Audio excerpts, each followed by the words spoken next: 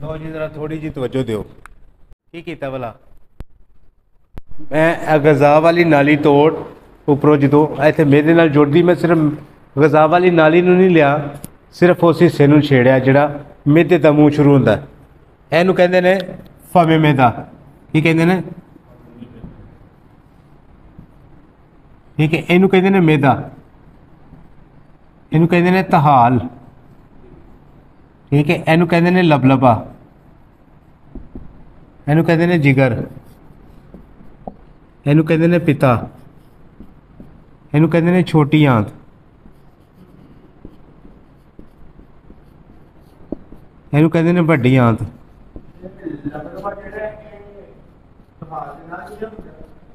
जी तहाल दे नाल ओहदा सिरा जा लगदा है, इहनूं कहंदे ने अपेंडिक्स।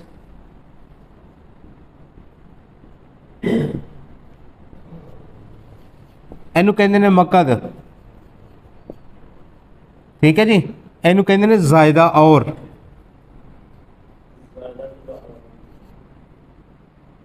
जायदा आयन ना ले गया मेरा ख्याल है। जायदा और आगे। ठीक है जी, चलो ए तुहाडे अरबी का लफज है लेकिन मैंने नहीं पूरा, लेकिन उंज लफज आता। सारे साथी अपनी गल फॉलो करो कि अंतड़ी वड्डी किस तरह जा रही है अपनी जगह तो किधरे लबलबा और मेदा। हुण मेदे के थल्ले हिस्से च लबलबा हुंदा, मेदे के परत के थल्ले हिस्से च लबलबा हुंदा। कदी मरीज़ नूं मेरा मकसद सिर्फ तुहाडे सामने अनाटमी इसलिए रखना है कि यार बंदा फर्क कर सकता कि जिहड़ा जिगर का हिस्सा है ये भी इत्थे आ रहा है तो फमी मेदा भी करीब करीब आ रहा है। ठीक है, वो लोग जो मेदे की तकलीफ लैके आते हैं, मेदे की तकलीफ के तीन हिस्से होंगे ने, या वह असाब की होंगे, या गुदा का होंगे, या उजलाचू के मुरक्कब हो जाए, जिगर भी मुरक्कब हो जाए, लबलबा भी मुरक्कब हो जाए, पित्ते की सोजिश भी आती है। पित्ता कितने आएगा? इस पसली के बिल्कुल थले हिस्से च आएगा, ऐसा याद रखना है। जिगर है जी 2 इंच साइज होंगे। ठीक है हाँ, लेकिन ये दर्द जी होंगी है, हुण मैं दर्द का वंड तुहानूं दसना, तुहानूं समझ आएगी। जो फमे मेदा की दर्द आएगी ना अगे और पीछे आएगी। कितने आएगी? आगे पीछे। जो जिगर की दर्द आएगी ना तो वह इतों जिगर वाले हिस्से तो उठ के ते बिल्कुल बैक साइड ते पीछे जाएगी, ये एस तक जाएगी। कितने तक जाएगी? ए बैक साइड ते नहीं जाएगी, फ्रंट ते रहेगी, लेकिन इतों तक जाएगी पसली के थले तक। जितने तक जिगर मौजूद है ना इतने तक रहेगा पसलियों के थले तक। ठीक है, इस तरह तिली वाले हिस्से की जगह जो दर्द आएगी ना यह दर्द जी है ना हमेशा ये थोड़ी थोड़ी गुड़गड़ाहट होंगी है, थोड़ी थोड़ी गुड़गड़ाहट होंगी है ना। तिली वाले हिस्से च दर्द आएगी जो ऐसा लगेगा जिससे ऐसे हिस्से च दर्द पानी छलकता है। तिली वाले हिस्से जो दर्द आएगी उदों की होएगा? पानी छलक। जो फमे मेदा के नाल हैजे की कैफियत होंगी ना तो बंदे नूं कह आती है। जो अंतड़ियां की सोजिश में कह आती है ना वो गज़ा खाण तो बाद देर तक खाली पेट कह आएगी। जी उत्ते वाले हिस्से च आएगी वो फटाफट कह आएगी, वो खारी है। हाँ, जी जोर ला के थल्ले हिस्से चो कह आती जिसका जायका कड़वा होंगे वो अंतड़ियां की होंगी है। छोटी आंत वड्डी आंत का तो सारे तुहाडे पेट च खिलरदी है। यह जी जायदा हो रही ना इत्थों जाके छोटी अंतड़ी वड्डी अंतड़ी के नाल करीब करीब आपस में मिलदियां ने। ठीक है, और यह जी दर्द होंगी है ना अपेंडिक्स की दर्द जी होंगी वो हमेशा दाई तरफ होंगी है, यह भी याद रखना। हाँ, लोगों को बेवकूफ पागल बनाना से सर्जन हजरात अक्सरीयत ना लोगों को खब्बे पासे भी लाई जाते हैं।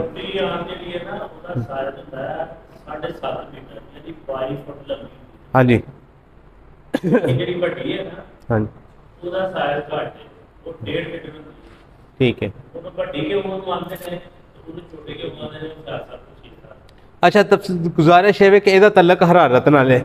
अच्छा, इन्हों का सिर्फ अनाटमी बयान करना फिलहाल तुहानूं पूरी डिटेल देना मकसद है। हाँ जी, डायमीटर ज़्यादा। हाँ जी, फिर इस तरह में कि अमराज के हवाले नाल असीं गुफ्तगू बाद च करांगे, लेकिन जस्ट जो सिर्फ ना अनाटमी के हवाले नाल समझो कि तुहानूं अल्फाज याद रहने चाहिए ने। तकलीफ कितने कितने किस तरह होंदी है। छोटी अंतरी इन्हें सारे हिस्से च पेट च फैल जाती है, वड्डी अंतड़ी इत्थे तक रहिंदी है, लबलब है वे, तिली है वे।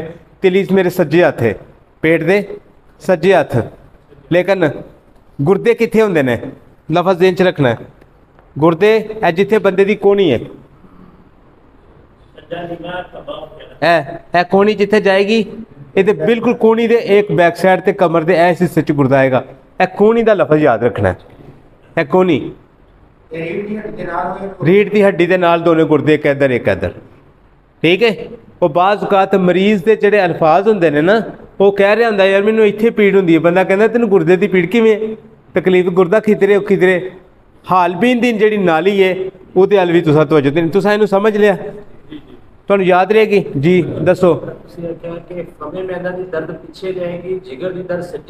सज्जी साइड ते जाएगी। मेदे दी दर्द दा किवें पता चलेगा? मेदे दी दर्द सर फमे मेदे तो मुराद मेदा ही है। वो लबलबे की जिहड़ी दर्द तकलीफ होंदी है ना, वो हमेशा ही याद रखना है, याद रखना है। वो कह आती है, मतली आती है, कह नहीं आती, मतली आती है। दिल खराब होंदा सिर्फ। यार इन्हूं साफ करने वास्ते लिया मैं जरा निज़ामे बोलिया का भी तुहानूं बना के दियां जी। ना इत्थे पे है एक कपड़ा, तू जरूर रुमाल खराब करना। नहीं उजलाती भी हो सकती है, साबी फिर अलामत वही हिसाब दियां भी ने, कुदरत दियां भी, उजलात दियां भी ने। लबलबा भी मरकब है। नहीं करू करू मेदे तो मुराद जख्म है ना मेदा यार, लफज अरबी दा की है की है, रोशनी पैंदी है। अच्छा लभी नहीं जे? चलो नहीं लभ्या जी, उत्थे कपड़ा पिया हजू नहीं वैसे। चलो कोई नहीं, थैंक यू जी, तुहाडा शुक्रिया जनाब।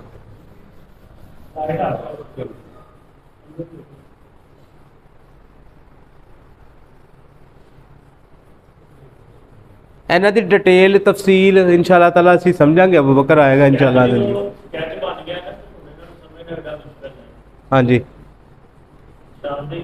अगली बारी बना के दसना ही मैनू, मतलब सौ जो मैं घर जाके तुम सौन नहीं देना। हाँ हाले तो नवज तेन दसनी है, हाले तो मरीज जो तू वेख्या भी दसना अज हैं। चलो जी थैंक यू। निज़ामे बोलिया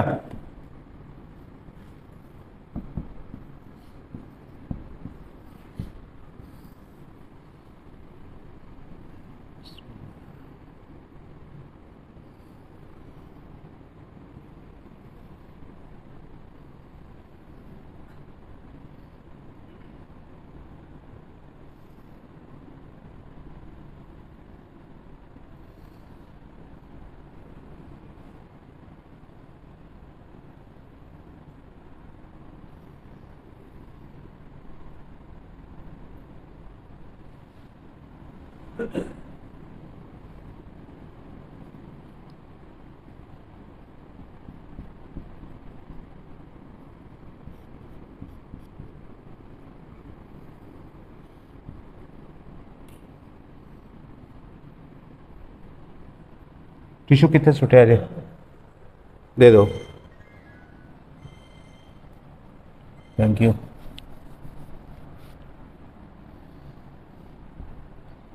इनू कहते ने कुला गुरदा, की कहते ने कुला गुरदा, इनू कहते ने गुरदा, इनू कहते ने नेफ्रोन, इंग्लिश लफज है। इनू कहते ने हालबीन, इनू कहते ने मुसाना, इनू कहते ने अहलील, शाब वाली नाली।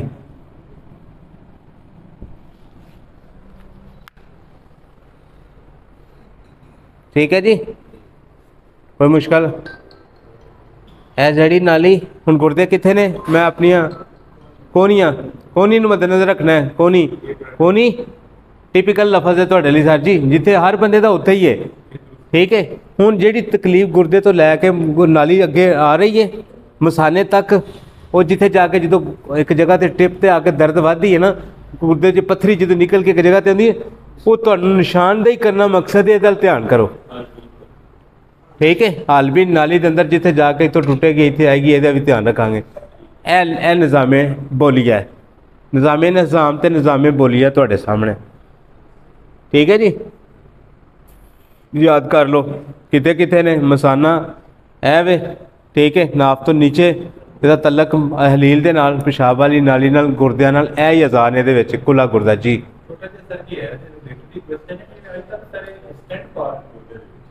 यार ये इलाज मुआवजे चाहेगा, ठहर जा, तो सवाल अपना काबू रखना है, टेंशन नहीं। लेकिन सिर्फ अनाटमी,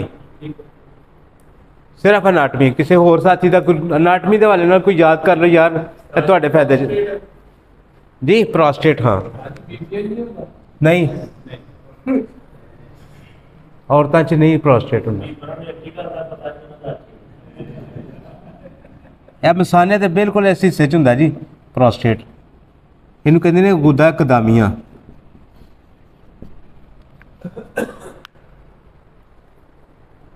जड़ दे विच मसाने दे बिल्कुल जड़ दे करीब हुंदा। हाँ जी, यदि सक्रीशन भी पेशाब वाली नाली दे रस्ते बाहर निकलदी, इनू मर्जी कहंदे ने, मुंड दे विच हुंदा।